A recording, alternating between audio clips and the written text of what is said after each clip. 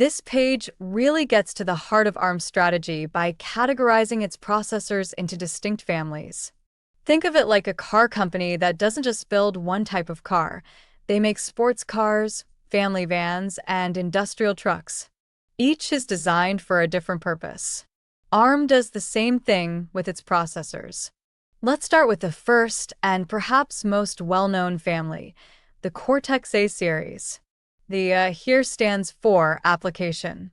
These are the high-performance workhorses.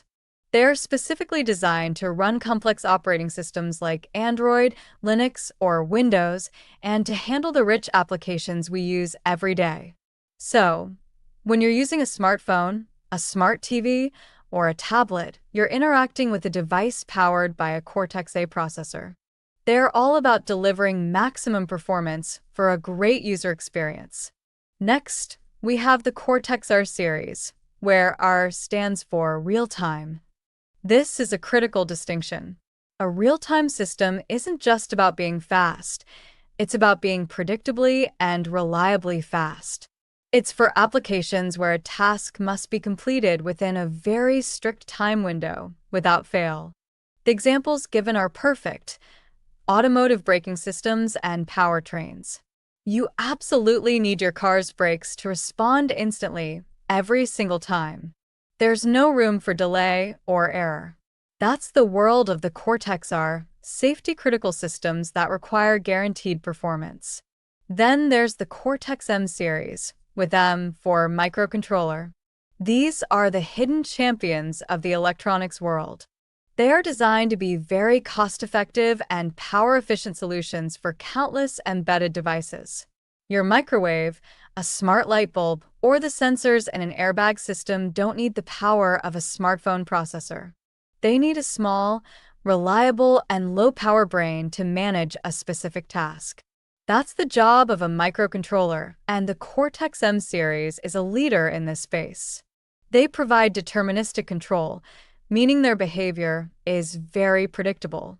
The page also mentions the SoC Core series. As the name suggests, these processors are built for high-security applications. Think about the chip in your credit card or your phone's SIM card. The primary job of those chips is to keep your information safe, and that requires specialized hardware, which is what the SoC Core series provides. Finally, we see the earlier classic processors like the ARM7, ARM9, and ARM11. These are the legendary ancestors of the modern Cortex families. They established ARM's dominance in the market and laid the groundwork for the technology we see today. The chart on the right visualizes these families perfectly, showing how each series has a range of processors with different capabilities. This diversification is key to ARM's success. They have a tailored solution for almost any electronic product imaginable. Let's focus now on the ARM Cortex-A series family. The A here, as we've hinted at before, stands for application. This is the family of processors designed for the most demanding tasks. You can see a list of the processors in this series, from the Cortex-A5 all the way up to the Cortex-A57. This family is known for being high-performance application processors. But what does that term, application processor, actually mean in practice? Well, it means these are the brains powerful enough to run rich, complex operating systems. Think about the Android OS on your smartphone, Windows on a tablet, or a full version of Linux. These processors are designed to handle that level of complexity, which is very different from a simple microcontroller. To achieve this, they support key technologies. First, multi-core technology. This is like having several processors or cores on a single chip. You might have a dual-core, quad-core, or even an octa-core processor. This allows your device to do many things at once, or dedicate multiple cores to a very demanding task, like playing a high-end 3D game, without slowing down. They also support both 32-bit and 64-bit architectures. The move to 64-bit, seen in processors like the Cortex-A53 and A57, was a major step. It allows devices to access much more memory, over 4 gigabytes, and run more powerful software, which is essential for modern computing. Now, let's look at where you'd actually find these processors. The list of applications here is quite extensive. The first two categories, mobile computing and mobile handset, are probably the most familiar. This includes everything from netbooks and tablets to the smartphone in your pocket. In fact, almost every smartphone today, whether it's an iPhone or an Android device, runs on an ARM Cortex-A series processor. It also includes newer devices like wearables, but their use goes far beyond phones. In the digital home, they power set-top boxes for your TV, smart TVs themselves, Blu-ray players, and even dedicated gaming consoles. They're also increasingly found in cars, running the automotive infotainment and navigation systems. That touch screen in the center of the dashboard is very likely powered by a Cortex-A chip. Finally, they're also critical in enterprise and wireless infrastructure. This includes industrial printers, the routers that provide Wi-Fi in our homes and offices, wireless base stations that form our mobile networks, and VoIP phones. This shows that the Cortex-A series is not just for consumer gadgets, but also for the backbone of our digital communication. So, from the device in your hand to the infrastructure that connects it to the internet, the Cortex-A series is truly everywhere. This page gives us a great visual breakdown of the ARM Cortex-A series family. It groups the processors into two main categories, which helps us understand their design purpose. You can see two large banners, high performance at the top and high efficiency at the bottom. This is the key concept here. ARM isn't just making one type of processor, they're creating specialized cores for different needs. Let's look at the high performance group first. These are the processors designed to be the powerhouses. They're for running demanding applications, complex operating systems, and providing a smooth user experience for things like high-end gaming or video editing. We see the Cortex-A15 and Cortex-A17 here. Both are based on the ARMv7-A architecture, which is 32-bit. The A15 is described as having enterprise-class feature set, meaning it's very robust and suitable for more complex systems. The A17 is also a high-performance 32-bit CPU, but it's optimized for lower power and a smaller physical size on the chip compared to the A15. Then we have the Cortex-A57. Notice the architecture listed is ARMv8-A. This is a significant step up because ARMv8-A introduced 64-bit processing. The A57 is described as the highest performance 64/32-bit CPU, so it's the top-tier core for when maximum speed is the priority. Now, let's move down to the high-efficiency group. These processors have a different goal. Their main job is to perform tasks using the least amount of power possible. This is incredibly important for mobile devices like smartphones, where battery life is a major concern. The Cortex-A5 is the starting point here, also on the ARMv7-A architecture. It's described as the smallest and lowest power CPU. You'd use this for tasks that don't require much processing power but need to be on all the time. Next is the Cortex-A7. This is a really important one. It's a high-efficiency 32-bit CPU, and you'll see it's labeled as big.little compatible. We'll talk more about that in a moment. Then there's the Cortex-A53, which is the 64-bit counterpart. It's a high-efficiency ARMv8-A CPU, and it's also big.little compatible. So, what is this big.little technology? It's a brilliant idea from ARM. Imagine a processor that is both high-performance cores and high-efficiency cores. The big cores are the high-performance ones like the A57, and the little cores are the high-efficiency ones like the A53. When you're doing a simple task like sending a text message, the system only uses the little cores to save battery. But when you launch a demanding game, the system seamlessly switches over to the powerful big cores to give you the performance you need. This combination gives you the best of both worlds: power when you need it and efficiency when you don't. The Cortex-A7 and A53 are specifically designed to be the little partners in these pairs. Finally, you might notice the Cortex-A9 is shown off to the side. The A9 is a very famous and successful ARMB7, a processor, but it was designed before ARM fully developed this high-performance versus high-efficiency strategy. It represents a more traditional, balanced approach from its generation. This diagram shows the newer strategy of creating specialized cores that can be mixed and matched. After looking at the high-performance Cortex-A series, we now move to a different but equally important family, the ARM Cortex-R series. The R here is the key, and it stands for real-time. So, what exactly is a real-time processor?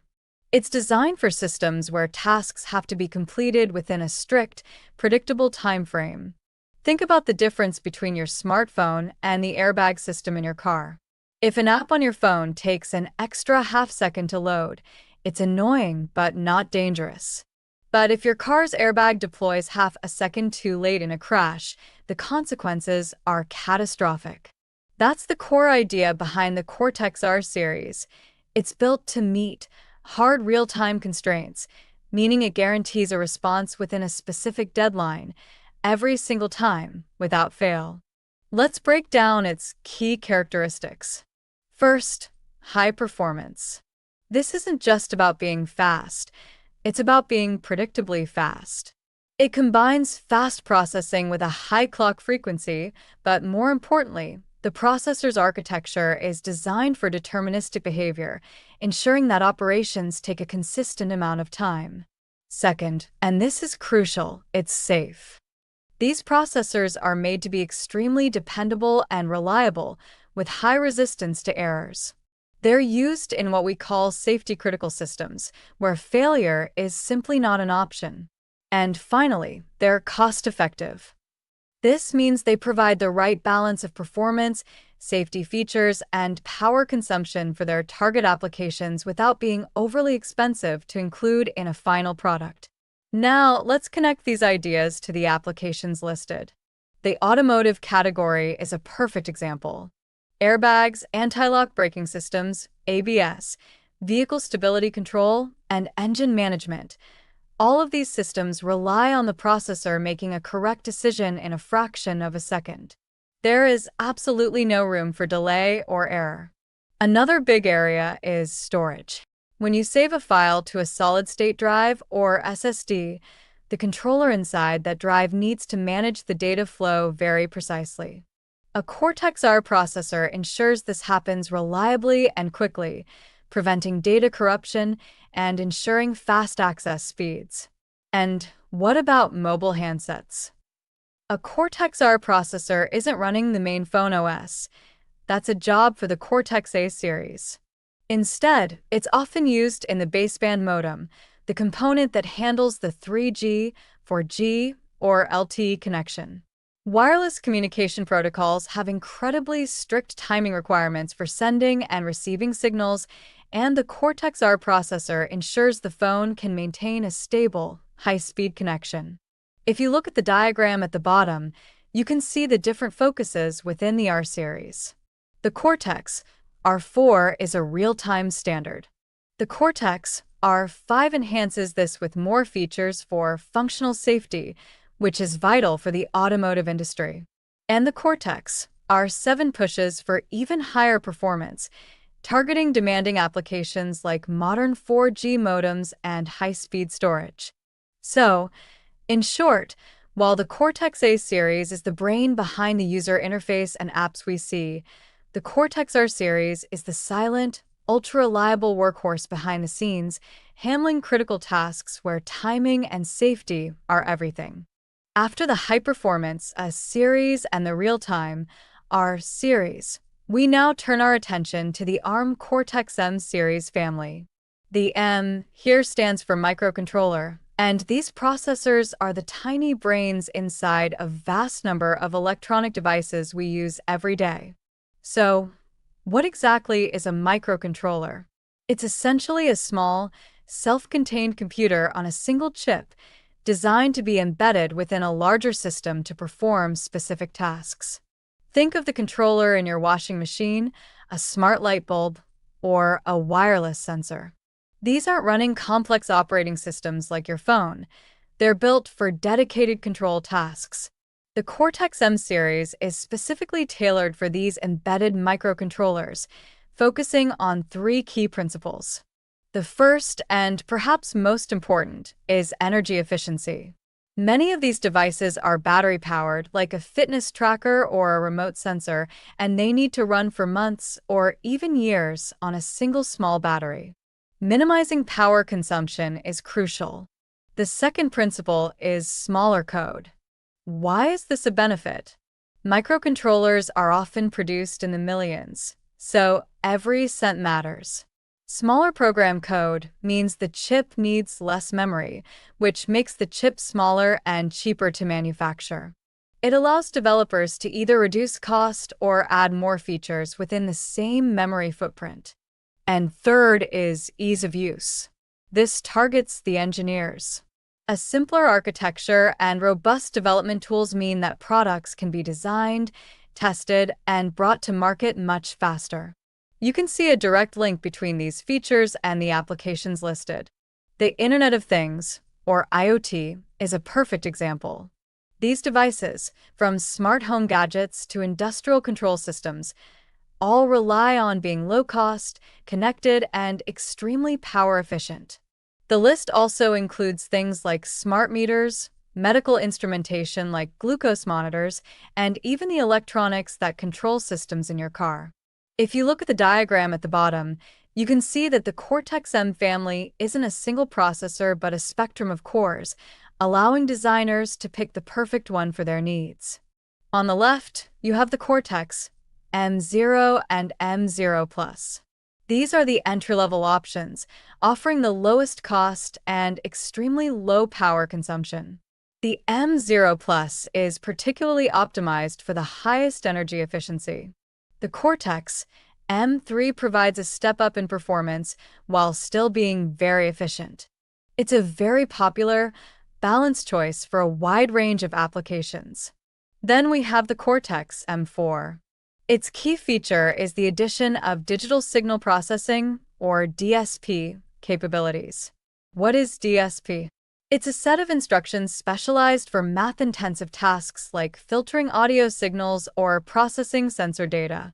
This makes the M4 ideal for devices that need to understand voice or analyze complex inputs. Finally, the Cortex M7 sits at the top, offering maximum performance and advanced DSP features for the most demanding embedded control applications. So, the Cortex-M series provides a scalable range of solutions, all focused on the core requirements of the microcontroller world: efficiency, low cost, and ease of development.